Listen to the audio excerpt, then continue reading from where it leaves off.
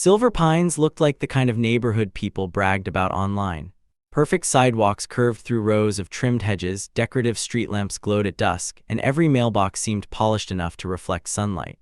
The entrance gate stood beneath a stone archway with gold lettering, giving visitors the impression that everyone inside lived peaceful, polished lives.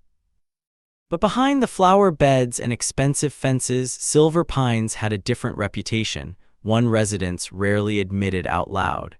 It was a place where rules mattered more than neighbors, where complaints traveled faster than greetings, and where one woman acted like she owned every inch of pavement.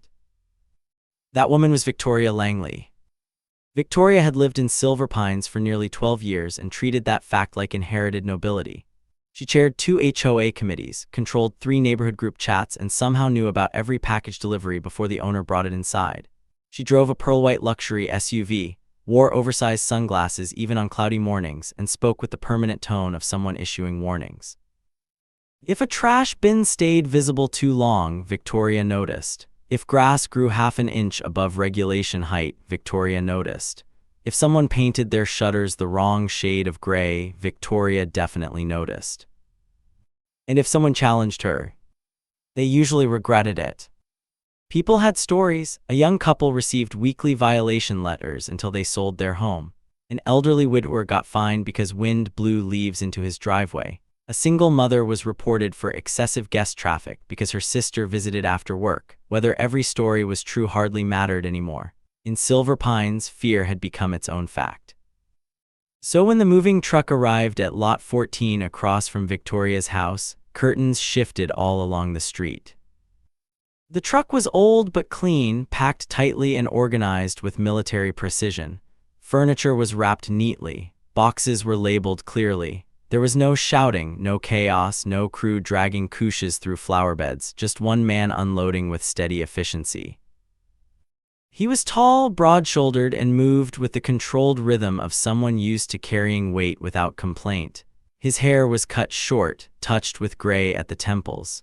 A faded Marine Corps decal sat on the back window of his pickup truck. His name was Daniel Mercer. By noon, he had unloaded more than most movers could manage in a day. He worked alone, pausing only to drink water and check a clipboard. When a teenage boy biking past nearly crashed into a box, Daniel caught both the bike and the rider before either hit the ground. He set the bicycle upright, handed it back calmly, and asked if the kid was okay. The boy nodded, embarrassed. Daniel simply smiled and returned to work. Several neighbors noticed that too. Mrs. Alvarez from 2 houses down baked banana bread for the new gentleman. The Parkers next door offered a dolly and extension cord. Even people who usually stayed distant found excuses to walk outside and look helpful. There was something reassuring about Daniel's quiet manner. He seemed solid in a way Silver Pines hadn't felt in years. Victoria watched all of it through the front window of her sitting room. She noticed the pickup first, older model, slight dent near the bumper, practical not flashy. Then the flag folded carefully inside a display case carried into the house. Then the Marine decal, then neighbors smiling. Especially neighbors smiling. That irritated her more than she expected. She knew the previous owner of Lot 14 had moved because HOA pressure became stressful. Officially, of course, no one said that, but Victoria considered the sale a victory. The property now faced her home directly, and she had assumed the next buyer would be someone easy to manage, perhaps a retired couple eager to join committees and nod politely. Instead, Silver Pines had received a man who looked like he didn't ask permission often. By late afternoon, Daniel parked his pickup squarely in his own driveway and began sweeping the garage. No music blasted, no boxes cluttered the sidewalk, no trash scattered the curb. Everything was tidy, efficient, quiet. Victoria disliked him instantly for giving her nothing obvious to criticize. She stepped onto her porch carrying iced tea she had no intention of drinking. Timing mattered. First impressions could establish hierarchy. "Excuse me," she called across the street. Daniel set down the broom and walked to the edge of the driveway. "Yes, ma'am." She gave a tight smile. "I'm Victoria Langley, HOA board. Welcome to Silver Pines." "Thank you," he said. "Daniel Mercer." She waited for recognition at her title. None came. You'll want to review community regulations, she continued. Parking restrictions, approved landscaping species, garage visibility standards, acceptable flag display dimensions. Daniel nodded once. I received the packet at closing. Well, Victoria said, slightly thrown off, many people fail to understand the importance of compliance. I'm sure I'll manage. The words were polite, the tone was calm, yet something about the exchange felt like losing ground. Her eyes drifted to his pickup. Commercial-style vehicles can be an issue here. It's registered personal use. The board still evaluates appearances. Daniel glanced at the truck, then back at her. It appears parked in my driveway. A few nearby residents suddenly became very interested in watering plants. Someone coughed to hide a laugh. Victoria's smile hardened. Silver Pines value standards, Mr. Mercer. So do I, he replied. He picked up the broom, signaling the conversation was over. No one dismissed Victoria Langley, not casually, not in front of witnesses. She turned sharply and walked back inside, pulse rising behind her composed expression. Through the blinds, she watched him continue sweeping as if nothing had happened. That night, she opened the HOA portal and searched his property file twice. At dawn the next morning, Daniel stepped outside for an early appointment, keys in hand. Then he stopped. Parked sideways across the mouth of his driveway, blocking him in completely, was Victoria Langley's pearl-white SUV. For a moment, Daniel Mercer simply stood on his front porch and stared at the vehicle blocking his driveway. The pearl-white SUV sat sideways across the end of the concrete like a barricade, angled just enough to prevent any chance of backing out. Its polished chrome grille caught the morning sunlight, almost smug in the silence.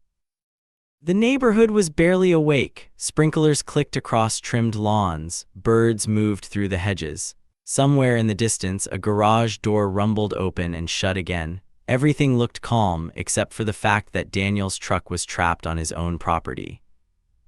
He checked the time on his phone.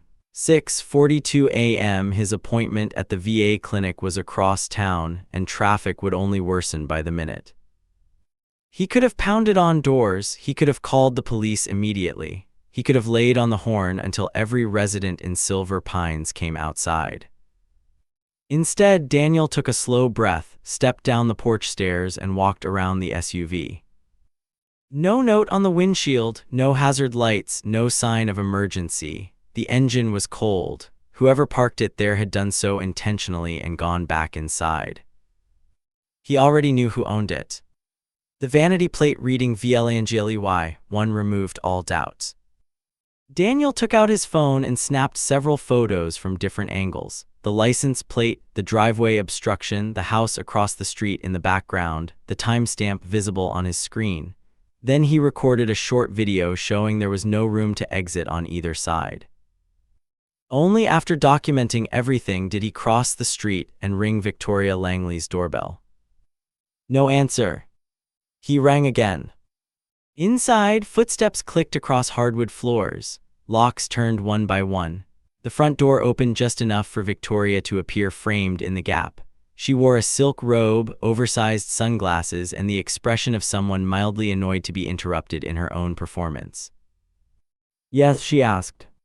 Your SUV is blocking my driveway, Daniel said evenly. I need to leave. Victoria tilted her head as if this were surprising information. Oh, that. Yes, that. I'm expecting landscapers. She sipped from a ceramic mug Daniel suspected had been chosen for dramatic effect. They need access to the curb. Daniel glanced behind her. No landscapers, no tools, no trucks. My driveway isn't your curb, he said. She gave a short laugh. Mr. Mercer, HOA board members have temporary parking privileges during maintenance operations. That in writing. Her smile tightened. It's common knowledge. I read the bylaws. And I helped write them, she snapped, then softened her tone immediately. You're new here, there are nuances. Daniel met her gaze. Then the nuanced thing to do would be move your car. For a second, the air between them sharpened. Victoria clearly wasn't used to people refusing to be rattled. Most residents apologized before she finished speaking. Daniel simply waited. "I'll move it when the crew arrives," she said at last. "Shouldn't be long." "I have an appointment now." "That sounds unfortunate." She began to close the door. Daniel stopped it with one hand, not forcefully, just enough to keep the conversation open. "Ma'am, I'm asking one last time." Her sunglasses lowered slightly, revealing narrowed eyes. "Are you threatening me?" "No," Daniel said. "I'm giving you an opportunity to be reasonable." She pulled the door free and shut it in his face. The deadbolt clicked. Across the street, curtains twitched in at least 3 windows. Silver Pines was awake now. Daniel stood there another second, then turned and walked back home without visible frustration. He dialed a rideshare, gathered his folder for the appointment, and sat on his porch steps while he waited. Mrs. Alvarez from 2 houses down shuffled over in slippers and a cardigan. "Is everything okay?" she whispered, though loud enough for any open window to hear. "Just delayed," Daniel said politely. She looked at the SUV and sighed. "That woman has too much time." Daniel only smiled faintly. "Maybe." A black sedan arrived 10 minutes later. Daniel got in, thanking the driver before leaving. As the car pulled away, Victoria's front blinds shifted. She had been watching. When Daniel returned later that morning, the SUV was gone. In its place sat a folded flyer tucked beneath his front doormat. "Welcome to Silver Pines" was printed across the top in cheerful script. Beneath it, someone had circled several HOA reminders in red marker: approved mailbox finishes, noise restrictions, trash can concealment, vehicle presentation standards. At the bottom, handwritten in sharp cursive, were 4 words: "Standards matter here." Daniel read it once, then slipped the flyer into a folder inside his kitchen drawer. That afternoon, he introduced himself to the Parkers next door while adjusting a loose porch light. Mr. Parker, a quiet accountant with permanent worry lines, glanced toward Victoria's house before speaking. "She does things like that when she feels challenged," he murmured. "Blocking driveways?" Daniel asked. "Among other things." Mrs. Parker joined them carrying lemonade. "Best advice, keep records."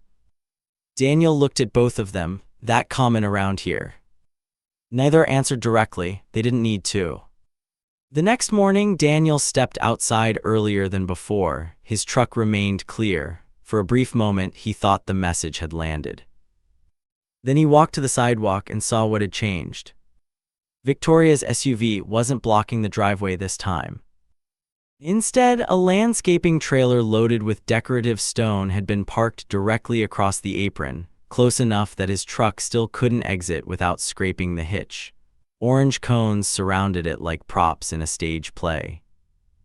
And taped to one cone was a laminated sign: "Temporary HOA maintenance access." Daniel stared at it, then slowly looked across the street. Victoria stood on her porch in tennis whites, holding a smoothie and pretending not to watch him. When their eyes met, she lifted the glass in a silent toast. Daniel said nothing. He took out his phone, photographed the trailer, the sign, the timestamp, and her porch in the background. Then he noticed something else. A large delivery truck was backing into Victoria's side gate, unloading stacks of lumber and stone toward her backyard, hidden from street view by tall privacy screens. No permit notice was posted anywhere. Daniel lowered his phone. Now he understood. The blocked driveway wasn't about parking. It was cover. By the 3rd morning in Silver Pines, Daniel Mercer had learned 2 things. First, Victoria Langley never did anything without a reason. Second, she assumed no one else was patient enough to uncover it. The landscaping trailer remained across the edge of his driveway for nearly 2 hours before disappearing. In its place came a steady stream of contractor vans, delivery trucks, and workers slipping through the side gate of Victoria's property. Each vehicle stayed only briefly before exiting empty. The privacy screens along her fence blocked any clear view of the backyard, but the sounds carried easily across the street: metal clanging, power saws whining, men shouting measurements. Whatever she was building, it was large. And whatever permits she claimed to have, none were visible. Daniel noted the times each truck arrived. He photographed company logos when he could. He recorded the cone labeled temporary HOA maintenance access before someone removed it around noon. Then he went about his day as if none of it mattered. That calmness seemed to irritate Victoria more than anger ever could have. By late afternoon, she marched across the street holding a clipboard and wearing expensive athletic clothes she clearly had not exercised in. "You left your trash bin visible 17 minutes after collection," she announced before Daniel even opened the door fully. Daniel looked past her toward the curb where the empty bin sat beside his garage. "I was inside working. Rules don't pause because you're busy. Neither do clocks, apparently." Her jaw tightened. She thrust a printed notice toward him. It wasn't an official HOA form, just a homemade sheet with bold red text reading "Courtesy Warning." "You'll want to adapt quickly," she said. "This community values cooperation." Daniel accepted the paper, glanced at it once, and folded it neatly in half. "Anything else?" Victoria waited for irritation, apology, or argument. Instead, she got a calm stare that made her feel strangely transparent. "You veterans always think rules don't apply to you," she muttered. Daniel's expression did not change. "Have a good afternoon, Ms. Langley." He closed the door gently. She stood there another second, stunned by the lack of reaction, then spun around and stalked back home. The next morning, Daniel stepped outside at 6:15 a.m. This time, it wasn't an SUV or trailer. Stacks of potted ornamental trees lined the edge of his driveway in two neat rows, narrowing the opening so tightly that backing out would be impossible without crushing ceramic planters. Fresh soil spilled across the concrete.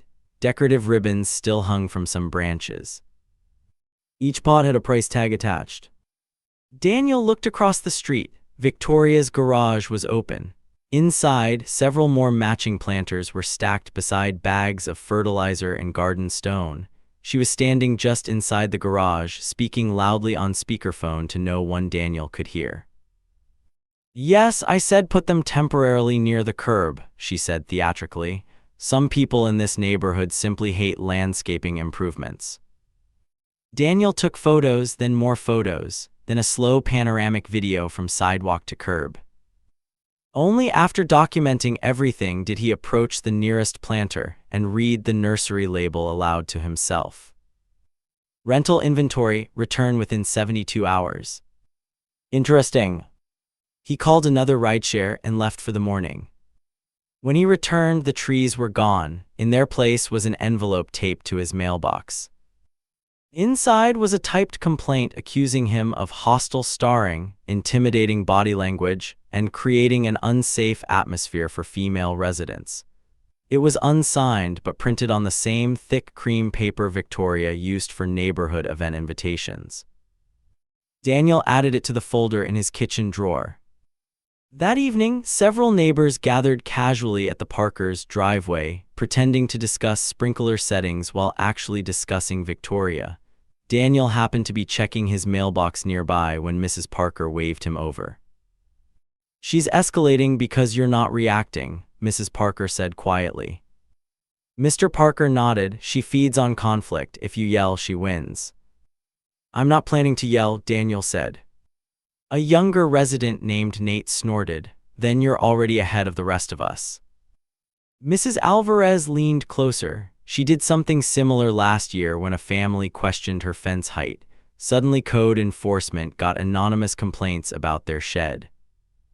"Did they have violations?" Daniel asked. "No," Mrs. Alvarez said, "but they moved anyway."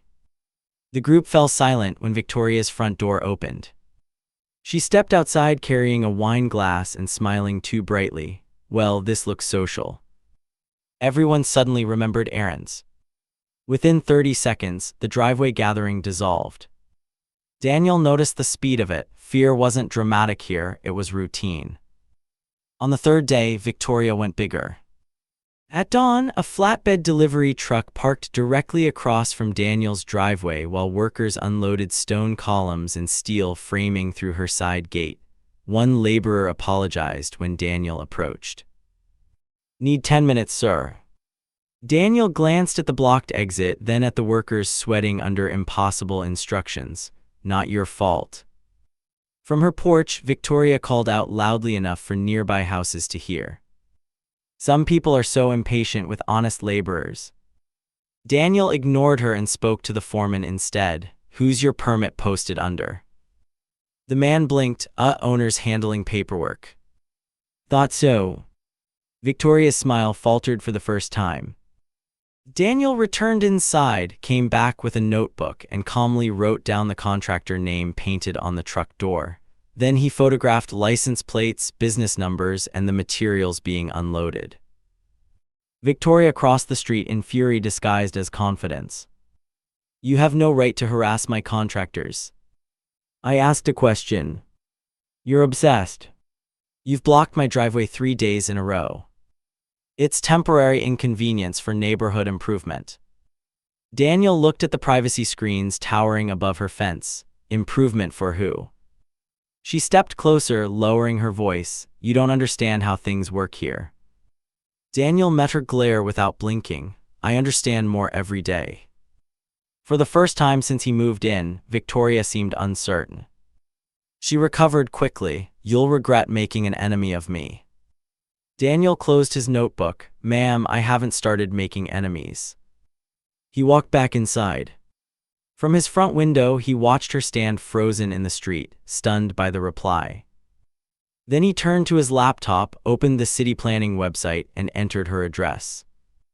What appeared on the screen made him sit forward. Expired temporary permit. Final inspection overdue. Open compliance notices.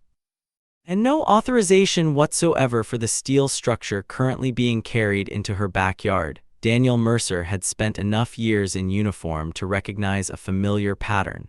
People who abused small power often assumed no one would challenge bigger lies. Victoria Langley's driveway games weren't the real issue. They were noise, distraction, theater designed to keep everyone focused on petty conflict while something more valuable stayed hidden behind privacy screens. Now Daniel had proof there was something to find. At 7:10 a.m. the next morning, he parked outside the city planning office downtown with a folder under one arm and a coffee in the other. The building was plain brick, practical and unremarkable, the kind of place most people only visited when they had no choice. Daniel liked places like that. They tended to value paperwork over personality. Inside, he waited his turn behind a contractor arguing about setback lines and a homeowner confused about shed dimensions. When his number was called, he approached the counter where a middle-aged clerk wearing reading glasses looked up with professional fatigue. How can I help you? She asked. I'm trying to verify permit status for a neighboring property, Daniel said. There may be active construction outside approved scope. That sentence changed her posture immediately. She pulled her keyboard closer. Address. He gave Victoria's address. The clerk typed, frowned, then typed again. 1 moment. She called another employee from the back. A younger man joined her, studied the screen, and whistled softly. That's odd, he said. What kind of odd? Daniel asked. The clerk adjusted her glasses. This property received a temporary permit 6 weeks ago for minor patio resurfacing and replacement fencing. Limited scope, no structural additions. Daniel said nothing. The younger employee continued scrolling, but there are 2 failed inspection attempts logged, no access granted, then an expiration notice. Then he paused, no renewal. Daniel placed 3 printed photos on the counter. Contractor trucks entering the side gate, steel framing being unloaded, stacked stone columns, privacy screens blocking view from the street. The 2 employees exchanged a look. That is not minor patio resurfacing, the clerk said flatly. No, ma'am. She reached for a notepad. Can you email these? I brought copies. Daniel slid over a second set. He had labeled each photo with dates and times. The younger man looked impressed. You military? Retired Marine. Figures. The clerk's fingers moved quickly across her keyboard. There are also prior complaints attached to this address. What kind? Daniel asked. Construction vehicles blocking roadway, material storage on sidewalk, possible drainage modifications. She frowned deeper. Closed without inspection. Closed by whom? She clicked again, then leaned back. That's interesting. The closure notes listed neighborhood compliance verification from the Homeowners Association. No city follow-up required. Daniel almost smiled. Victoria had apparently used HOA status to smother city complaints. Until now. By noon, Daniel had emailed a full evidence packet. Photos of the blocked driveway, videos showing deliberate obstruction, timestamps of contractor deliveries, screenshots of expired permits, and copies of Victoria's fake HOA maintenance access signs. He also included a short written statement describing 3 consecutive days of interference that coincided with ongoing unapproved construction activity. He kept the tone factual, no insults, no speculation, just evidence. That usually hit harder. An hour later, his phone rang from an unknown number. Mr. Mercer, a woman asked. This is Code Enforcement Supervisor Alina Ruiz. We reviewed your submission. Yes, ma'am. We'd like clarification. Were construction materials still being delivered this morning? They were yesterday, likely again tomorrow based on volume. Did the homeowner identify any emergency repairs? No. Did anyone post active permits visibly? No. A pause. Keyboard sounds. Thank you, Ruiz said. You've been very thorough. I try. We're opening an urgent field inspection. Daniel thanked her and ended the call. Then he watered his front lawn like a man with no schedule at all. Across the street, Victoria was hosting workers in the backyard. Through gaps in the side gate, Daniel could now glimpse the project more clearly. A raised deck extension, outdoor kitchen framing, and what looked like a pool house foundation poured beyond approved property lines. Money had made her bolt. She strode out front around 3 o'clock carrying a clipboard and sunglasses, performing authority for a delivery driver who looked terrified. Back closer to the gate, she ordered. No, closer, ignore the hydrant, it'll be quick. The truck partially blocked the street, neighbors reversed awkwardly around it, nobody complained. Victoria noticed Daniel trimming hedges and crossed over with predatory cheerfulness. Busy day, she asked. Productive enough. I heard you were asking questions downtown. So she had contacts, or at least gossip lines. Daniel kept clipping branches, public office, public records. She laughed sharply. You really think anyone cares about paperwork? Daniel set down the shears and looked at the half-built structure behind her house. Eventually, yes. Her smile dimmed. You're making yourself unwelcome. I live here. I run here. The statement slipped out before she could stop it. For the first time, Daniel saw genuine alarm flash across her face. She knew she had said too much. He picked up the shears again. Good to know. She turned and marched away. At 8:05 the next morning, 2 white city vehicles rolled slowly through Silver Pines and stopped in front of Victoria's house. One carried planning department markings. The other read Code Enforcement on the door. Blinds lifted all over the street like synchronized theater curtains. Daniel watched from his porch with coffee in hand. Inspector Alina Ruiz stepped out first, holding a tablet. Another officer followed with a camera and clipboard. They approached the side gate. Victoria burst from her front door before they reached it. There must be some mistake, she said loudly. I'm on the HOA board. Ruiz didn't break stride. We're here about city permits, not neighborhood clubs. Victoria forced a laugh. This is harassment. Then you won't mind cooperating. The side gate opened. The inspectors stepped inside. For nearly 40 minutes, no one outside could see anything, but they could hear voices rising, boots moving, camera shutters clicking, and once, very distinctly, someone saying, "Measure that setback again." Neighbors drifted casually to mailboxes, dog walks, and imaginary errands. No one wanted to miss it. Finally, the inspectors re-emerged carrying photos and serious expressions. Ruiz posted a bright red notice on the front gate, another on the garage, another near the driveway. Victoria's face had gone pale beneath expensive makeup. Then Ruiz turned, pointed directly at the SUV parked partly over Daniel's driveway apron, and spoke to the officer beside her. Call towing at obstruction citation. The neighborhood went completely silent. And Victoria realized this was only the beginning. Victoria Langley had spent years mastering one strategy: act powerful long enough and most people would assume you were. But standing in her own driveway while a tow truck rumbled through the gates of Silver Pines, she discovered the weakness in that strategy. Real authority did not care about performances. The bright yellow tow truck turned slowly onto the street, hydraulic arms clanking as it approached her pearl-white SUV. The vehicle still sat partly over the apron of Daniel Mercer's driveway, exactly where she had left it that morning, just enough to inconvenience, just enough to intimidate. Now it was evidence. "This is absurd," Victoria shouted, heels clicking across the pavement as she rushed toward Code Enforcement Supervisor Alina Ruiz. "You can't tow a resident's vehicle in a private community." Ruiz didn't even glance up from her tablet. "It is obstructing lawful access and partially blocking a fire clearance zone. Citation has been issued. This neighborhood has internal rules. And this city has laws." A few nearby residents coughed to hide laughter. Victoria spun toward the tow operator. "Do not touch that car." The operator, a thick-set man with mirrored sunglasses, hooked the front wheels without comment. He had likely heard every version of this speech before breakfast. "I know the mayor," Victoria snapped. "Then you'll have someone to call for a ride," he replied.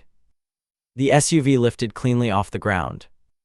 Gasps and muffled chuckles drifted from porches across the street. Curtains trembled. Garage doors remained mysteriously half open. Silver Pines had suddenly become very interested in outdoor air. Victoria stood frozen as her luxury vehicle was hauled away in front of the entire neighborhood. But the humiliation lasted only seconds before something worse replaced it. Ruiz handed her a printed packet nearly half an inch thick. "Stop work order," Ruiz said. "Permit revocation notice. Code violations summary, hearing instructions." Victoria flipped through the pages, color draining from her face. No, this is wrong. "It's documented. I had approval." "For minor patio resurfacing," Ruiz replied. "Not a detached structure, expanded deck, outdoor kitchen gas line, drainage alteration, uninspected electrical trenching, or pool house foundation exceeding setbacks." Every listed item hit like a hammer. "You people don't understand what this property is worth," Victoria hissed. Ruiz finally looked directly at her. "Then you can afford compliance." Within minutes, city workers stretched bright caution tape across Victoria's side gate. Another notice was stapled to the privacy screens, declaring the site closed pending review. Contractors who had been inside the backyard began emerging one by one, carrying tool bags and avoiding eye contact. One man muttered, "I told her we needed final approvals." Another said, "She told us she ran the HOA." No one sounded eager to defend her now. Victoria chased after the foreman. "You are not leaving, finish the retaining wall." He shook his head. "Lady, I'm not risking my license for your ego." He climbed into his truck and drove away. Others followed. By noon, the expensive construction site behind her house had become a deserted skeleton of exposed beams, stacked tile, open trenches, and half-framed walls. And all of it was visible now. The inspectors had ordered the privacy screens removed. That may have hurt her more than the citations.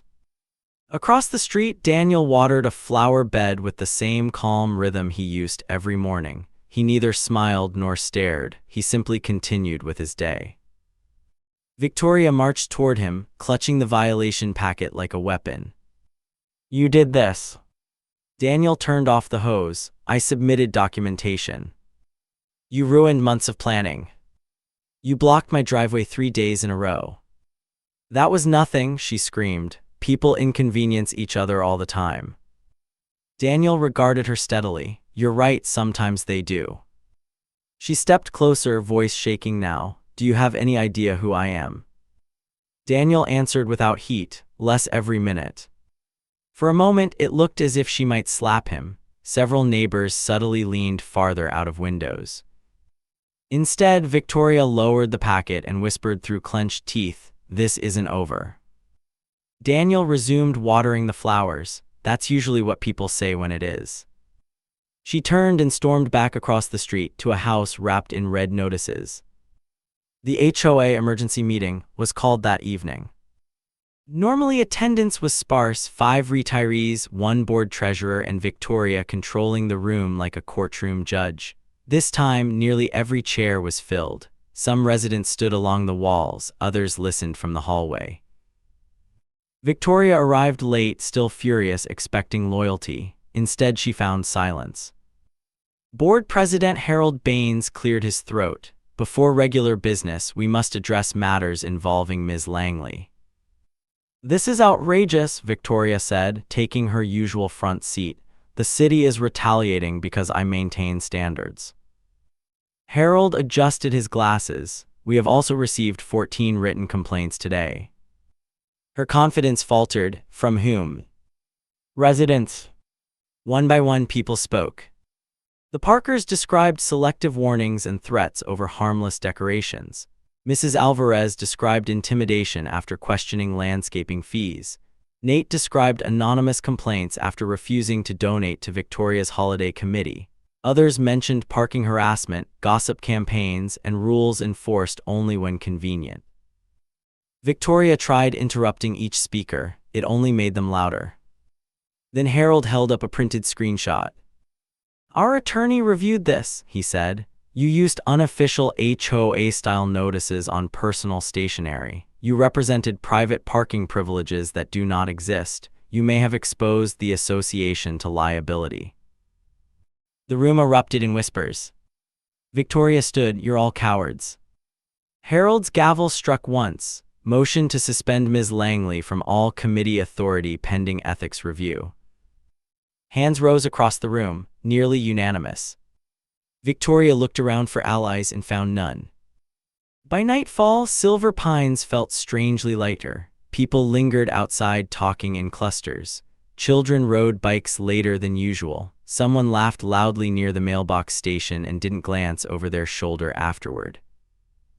Across from Daniel's house, floodlights illuminated Victoria's unfinished backyard, caution tape fluttering around expensive ruins. The pool house frame cast a crooked shadow against the fence. And for the first time in years, the Queen of Silver Pines had no kingdom left to rule. The morning after the HOA meeting, Silver Pines felt like a neighborhood waking from a long, uncomfortable sleep. For years, residents had moved carefully, closing garage doors quickly, trimming hedges nervously, checking inboxes before vacations in case another violation notice appeared. Conversations had been held in low voices, usually ending with the same warning, "Don't let Victoria hear that." Now people stepped outside differently. Garage doors stayed open longer. Neighbors chatted across driveways. A teenager practiced basketball dribbling in the street without someone timing the noise level. Even the mailboxes seemed busier, clusters of residents lingering to exchange stories that had once been whispered only in private. Across the street, Victoria Langley's property looked like a luxury project abandoned mid-disaster. The caution tape still crossed the side gate. Red notices remained stapled to the garage, front fence, and backyard posts. Stacks of imported tile sat uncovered beside pallets of warped lumber. A trench near the patio had filled with muddy rainwater overnight, turning one corner of the yard into a shallow brown pond. And parked nowhere in sight was her beloved pearl-white SUV. Daniel Mercer noticed all of it while drinking coffee on his porch, but he paid it no special attention. He simply nodded to passing neighbors and watered the flower bed he had planted the week before. That calmness continued to puzzle people. By noon, the Parkers crossed over carrying a small tray of muffins. Mrs. Parker smiled in a way Daniel had never seen before, unburdened. "You started something," she said. Daniel shook his head. "No, ma'am, I just documented what was already there." Mr. Parker laughed. That may be the most dangerous skill in this neighborhood. They sat on the porch for a while, joined soon after by Mrs. Alvarez with sweet tea and Nate carrying folding chairs. Before long, Daniel's front lawn looked more social than any HOA-sponsored gathering in years. Stories poured out. The Parkers had paid nearly $2,000 in bogus fines they were too tired to fight. Mrs. Alvarez had received threats over wind chimes Victoria personally disliked. Nate's family had been targeted after refusing to hire Victoria's preferred landscaping company. Others drifted over with their own examples, letters, screenshots, recordings, dates. Daniel listened more than he spoke. Each story confirmed the same truth. Victoria's real power had never been rules, it had been silence. And silence was gone now. By Tuesday afternoon, another city vehicle arrived, then another. Inspectors walked the property with measuring tools, cameras, and clipboards. A plumbing contractor hired by the city marked unauthorized gas lines with bright paint. Someone from Environmental Services examined drainage runoff flowing toward a neighboring yard. The list of problems was growing. Victoria returned midway through the inspection in a rental sedan that looked painfully ordinary compared to her usual vehicle. She stepped out wearing oversized sunglasses and forced confidence, but the effect was gone. No one looked intimidated anymore. She stormed toward the inspectors, gesturing wildly. "This is harassment. My attorney will bury this city." One inspector barely glanced up. "Ma'am, please do not cross the marked trench." She did anyway. Her heel sank ankle-deep into wet mud. A collective gasp rippled down the street, followed by several coughs suspiciously similar to laughter. Victoria yanked her foot free, one expensive shoe lost somewhere below the surface. Mud splashed up her white slacks. She stood there, furious and humiliated, while an inspector calmly noted something on a clipboard. Daniel, trimming hedges nearby, offered no comment. That seemed to bother her most of all. "You think this is funny?" she shouted across the street. Daniel set down the hedge trimmer. "No, ma'am." She waited. "I think it's predictable." Several neighbors openly laughed this time. Victoria turned scarlet and limped inside with one shoe. The official consequences arrived by mail over the next 2 weeks. Her permit revocation became permanent pending costly redesign and reapplication. She was fined for obstruction, unapproved structural additions, unsafe utility work, and failure to provide access for prior inspections. The HOA's attorney recommended distancing the association from all unauthorized notices issued under her name. Then came the civil side. A contractor filed for unpaid change orders. A delivery company billed her for returned materials. 2 neighbors requested reimbursement for sidewalk damage caused by heavy trucks she had directed onto common pathways. Silver Pines residents followed each development the way people follow weather reports after a storm. And through it all, Victoria became increasingly invisible. Curtains stayed closed, deliveries were rushed inside. The rental sedan came and went quietly. Gone were the porch speeches, the clipboard patrols, the performative strolls meant to remind everyone who mattered. No one missed them. One evening near sunset, Daniel was washing his pickup when he noticed Victoria standing at the edge of her driveway. She looked smaller somehow, not physically, but in presence. Without the armor of status and spectacle, she seemed like an ordinary person facing consequences she never believed applied to her. For several seconds, she said nothing. Then, almost reluctantly, "You could have just talked to me." Daniel rinsed soap from the hood before answering. "I did." She had no reply. She turned and walked back inside. That was the last direct conversation they ever had. Months later, Victoria's backyard was finally torn down to code. The half-built pool house disappeared. The deck extension was removed. New contractors came only after permits were posted clearly in the front window where everyone could see them. She resigned from the HOA before the ethics review concluded and quietly listed her home for sale not long after. When the moving truck arrived, neighbors watched, but not from fear this time, just curiosity. No one celebrated loudly, no one taunted her, they simply continued their day. Daniel, meanwhile, became something of a local legend, not because he shouted, threatened, or fought, but because he proved that patience, records, and calm persistence could defeat the kind of bully who relied on chaos. His driveway remained perfectly clear from that day forward. And every morning in Silver Pines, more neighbors waved first,